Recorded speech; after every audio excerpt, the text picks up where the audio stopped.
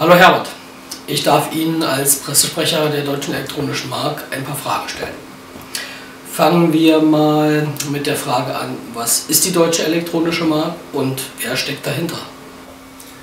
Die Deutsche Elektronische Mark ist eine wertfreie digitale Information, die unabhängig von Banken fälschungssicher erzeugt, aufbewahrt und zwischen den Computern der Menschen getauscht werden kann. Technologisch ist die E-Mark sehr dicht am Bitcoin angesiedelt. Im Unterschied zum Bitcoin treten die Macher der E-Mark in einen öffentlichen Dialog mit allen Menschen, um dieses Regionalgeld für Deutschland weiterzuentwickeln. Das heißt, der Weg, den die E-Mark gehen soll, wird von ihren Nutzern bestimmt. Die E-Mark wurde von einigen Leuten ins Leben gerufen, die die Funktionsweise des heutigen Geldsystems verstanden und die Notwendigkeit von Alternativen erkannt haben. Wieso bedarf es Ihrer Meinung nach eines alternativen Geldsystems? Dafür gibt es zahlreiche Gründe. Geschäftsbanken erzeugen heute Geld aus dem Nichts, anstelle das Geld der Sparer für die Ausgabe von Krediten zu verwenden. Dies führt zu zahlreichen gesellschaftlichen Verwerfungen. Hinzu kommen fragliche Finanzprodukte, die nur den Geschäftsbanken einen Nutzen bringen. Die Geldmenge wächst exponentiell und reale wirtschaftliche Werte werden umverteilt, nämlich von den Fleißigen, die die Werte der Gesellschaft erschaffen, in die Hände der Besitzenden, besonders in die Hände derer, die das Geldsystem steuern. Das sind zwei wichtige Ursachen für all die verheerenden Folgen, von denen Sie tagtäglich in den Medien hören.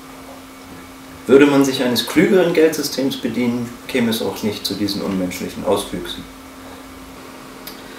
Die FAZ berichtete kürzlich von einer aktuellen UNICEF-Studie, die besagt, dass in den heutigen Industriestaaten mehr als 76 Millionen Kinder in Armut leben. In mehr als der Hälfte der Länder sei der Anstieg der Kinderarmut auf die Finanzkrise 2008 zurückzuführen. Wie soll ein anderes Geldsystem vor derartigen Krisen schützen? Finanzkrisen sind nichts anderes als Symptome des ungerechten Geldsystems. Schauen Sie sich den sozialen Wohnungsbau in Berlin an. Es stehen mehr als 7000 Sozialwohnungen leer, weil sich diejenigen, die Anrecht auf einen Wohnberechtigungsschein haben, diese Wohnungen nicht leisten können. Besserverdienende können die Wohnung nicht nutzen, da sie keinen Wohnberechtigungsschein bekommen. Der Abbau der öffentlichen Förderung und der Anstieg der Nebenkosten werden als Gründe genannt. Das größte Stück vom Kuchen, die Refinanzierungskosten, geht an die Banken, die dafür nichts getan haben, außer sich zu verschulden. Alles auf der Welt, was mit Bankkrediten finanziert wird, wie halt auch der soziale Wohnungsbau, zahlt nicht die Bank, sondern letztendlich immer der Bürger. Spätestens, wenn die Bank gerettet werden muss. Was ich damit sagen will, ist, Konjunkturprogramme, Subventionen oder Niedrigzinspolitik wirken wie ein Antibiotikum auf einen bakteriellen Infekt. Irgendwann werden die Keime resistent und wenn sie ihre Lebensweise nicht ändern, werden sie die Krankheit auch nicht los. Was hat die Deutsche Elektronische Mark eigentlich mit der alten Deutschen Mark gemein? Nichts außer der Bezeichnung. Viele Menschen verbinden die abgeschaffte D-Mark noch immer mit Kaufkraft, Wohlstand und Zufriedenheit. Das sind Ziele, die sich viele alternative Tauschmittel gesetzt haben. Dafür steht auch die Deutsche Elektronische Mark. Glauben Sie ernsthaft, dass die Verwendung der Deutschen Elektronischen Mark wieder mehr Wohlstand für die Menschen schafft? Es ist völlig belanglos, ob Sie bunte Glasmurmeln, Striche auf dem Bierdeckel oder eine elektronische Information als Tauschmittel für Waren und Dienstleistungen verwenden. Wichtig ist nur, dass das Tauschmittel von vielen Menschen anerkannt wird und nicht von einzelnen Personengruppen gesteuert werden kann und somit nur deren Interessen dient. Solange man sich eines Zahlungssystems bedient, welches so funktioniert wie das heutige, gibt es Wohlstand immer nur für diejenigen, die das Zahlungssystem kontrollieren. Was spricht denn gegen den Bitcoin und für die Deutsche Elektronische Mark? Im Grunde nichts. Der Bitcoin ist der Urvater des Gedankens, fälschungssichere Informationen zu erschaffen und auszutauschen, ohne dabei dem größten Missstand des Fiat-Geldsystems zu verfallen, nämlich der privilegierten Geldschöpfung.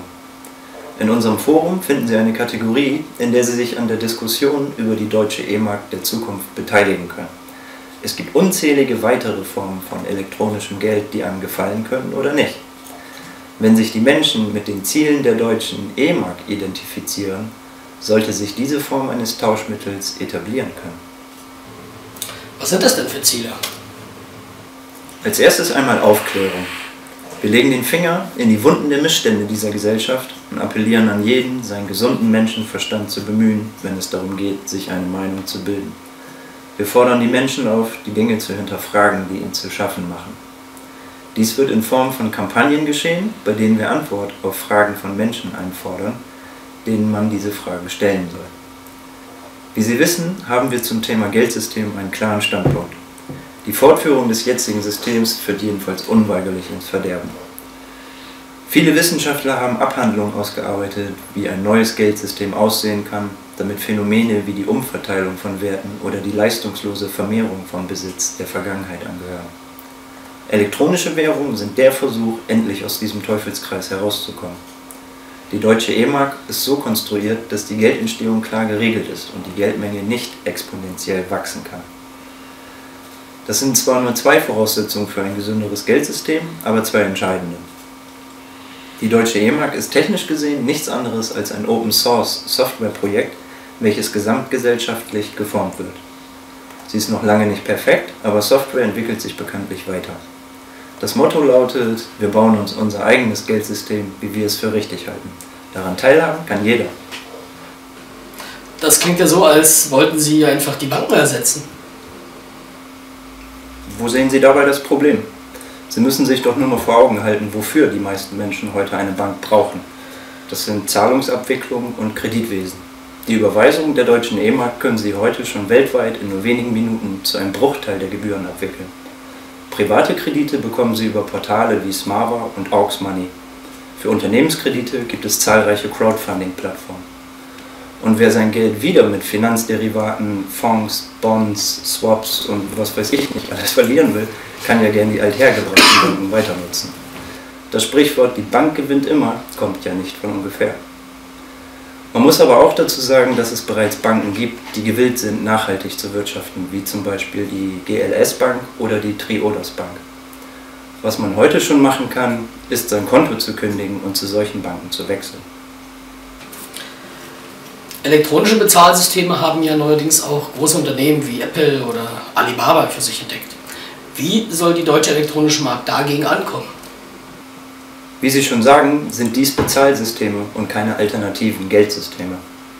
Die Bezahlsysteme von Apple, Alibaba, Amazon werden nichts am Geldsystem ändern. Oder hat PayPal irgendjemandem mehr Wohlstand gebracht als vielleicht den Betreibern des Bezahlsystems? Ganz anders sehe die Sache aus, wenn ein Großteil der deutschen Bevölkerung ein eigenes Bezahlsystem nutzt, bei dem sie selbst bestimmen, wie dieses arbeiten soll. Die Blockchain-Technologie, auf der alle Digitalwährungen aufbauen, ist der Schlüssel. Virtuelle Währungen sind nur ein winziges Puzzleteil der Möglichkeiten, die diese Technologie bietet. Alles, was heute zentral gesteuert, verwaltet und häufig genug manipuliert wird, lässt sich dezentral und fälschungssicher abbilden. Blockchain-Technologie ist gelebte Basisdemokratie. Wie funktioniert die Bezahlung mit der deutschen elektronischen Mark? Ihr Computer ist Ihre Brieftasche, in der sich Ihr Guthaben befindet. Eine Sicherungskopie Ihrer Brieftasche legen Sie verschlüsselt auf einem USB-Stick ab. Das ist sicherer als ein Banktresor. Vom PC aus überweisen Sie den gewünschten Betrag zu jedem beliebigen Computer auf der Welt, ohne Bank, ohne Wechselkurs und zu minimalen Gebühren. Sie können sich auch Ihre eigenen Geldscheine ausdrucken, die jedoch nach der Bezahlung ungültig werden. Schlechte Zeiten für Geldfälscher. Das Entwicklerteam der deutschen E-Mark arbeitet an Konzepten, den Bezahlprozess weiter zu vereinfachen. Bezahlen mit dem Handy, Kreditkarten oder kleinen Tags, die an Münzen erinnern, stehen auf der To-Do-Liste des Entwicklerteams. Jeder, der etwas dazu beitragen kann, ist aufgerufen, das zu tun. Die deutsche E-Mark steht noch am Anfang ihrer Entwicklung und hat, wie übrigens jedes alternative Geldsystem, das Potenzial, grundlegende Verbesserungen für alle zu bewirken. Und der Clou der Sache ist, dass jeder die Zukunft dieses Geldsystems mitgestalten kann und so seinen Teil leistet, um mit den heutigen Missständen ein für alle Mal aufzuräumen. Okay, und wie komme ich an die deutsche elektronische Mark? Im Augenblick nur über den Umweg des Bitcoin. Wir sind jedoch im Gespräch mit Unternehmen, die einen direkten Tausch von Fiat-Geld, also Euro, Dollar oder Rubel, in deutsche E-Mark möglich machen. Herbert, ich danke Ihnen für die Information.